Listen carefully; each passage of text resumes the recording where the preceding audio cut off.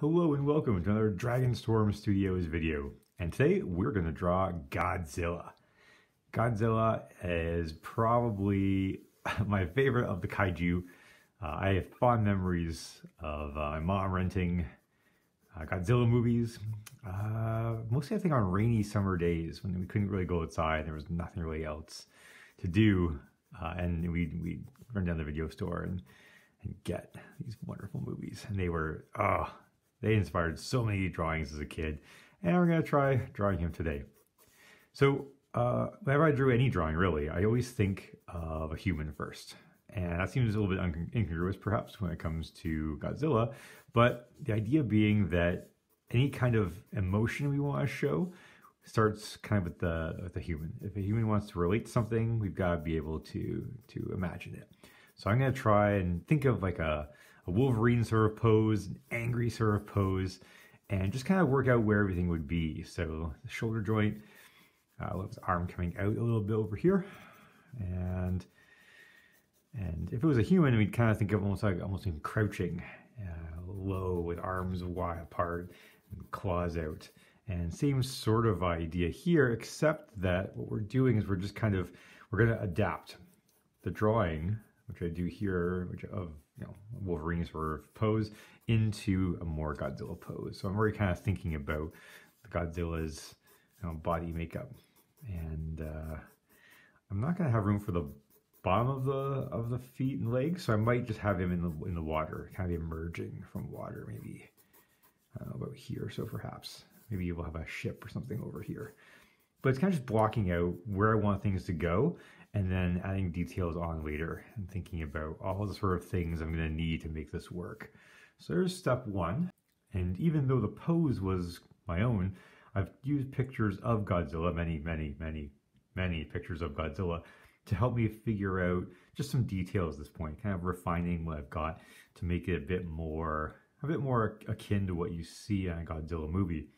Now the problem, which also is I guess a benefit of Godzilla, is that there's so many different versions of him that we have so much to pick and choose from, and as a result, we can kind of take what we want from what's been done beforehand. I'm not a fan of copying, as I'm sure you know by now, but I want to get at least some aspects of Godzilla which are canon and use them in the picture.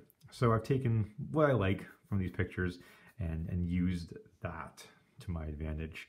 And there's still going to be some adjustments here and there as I keep working on it. But the point is that I haven't pressed too hard with the pencil at any one point, and I've got a basic idea of what I want. I also want him as if he's about to expend his nuclear breath towards us, so we're looking out at this scene.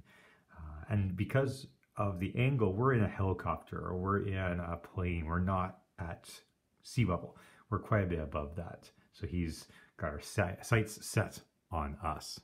So of course Godzilla he's not black, he's like a dark green. So I'm going to shade in all of Godzilla in a fairly dark, like if I'm thinking value scale back in that video from, in the beginning, probably October or September, I'm thinking like it's a number 2 on the value scale. So it's not black, but it's really dark. This will allow me to still put some features and details over top of it, but it'll give him that nice dark cast. That reptilian sort of skin is what we're going for there. So I'm going to fill the entire Godzilla frame here in a nice, fairly dark tone. All right, so he's been darkened in now, and I'm just relying on my light source, which is over here, to figure out where shadows would be. And again, darkness makes such a big difference in a picture, especially if it's going to be at night like this image is going to be. It's going to be absolutely incredible. You're going to have some great shadows, and it kind of hides some of the details, which in a way is a good thing, because that way it's less work with texture, but it also creates an atmosphere to your work, which is what you really want. And the more dark I find you add to the picture, the more interesting it is, because you get some contrast, you get some darks and lights there. Because the light's coming from this top right direction, I'm going to have some areas which are lighter as well, where the moonlight's reflecting onto the skin of our Godzilla. So coming along beautifully at this point, I'm just going to keep adding more dark and more dark, and more dark. We'll see how that ends up turning out. All right, and he is looking much more menacing now. Wreathed in darkness, shadows shading everywhere. And again, I can't overemphasize just how important adding more dark to your picture makes. He's looking great there. So I've already done drawing things like night effects and moons, so I figure I'll just finish up the drawing off camera. You've seen how Godzilla has transpired here. I'll have to work on the eyes there as well, I guess.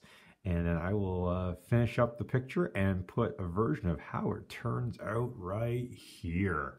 Hope you enjoyed that video, and please feel free to give it a like, share it with friends, subscribe if you enjoy the content, and have yourselves a fantastic day. Bye-bye now.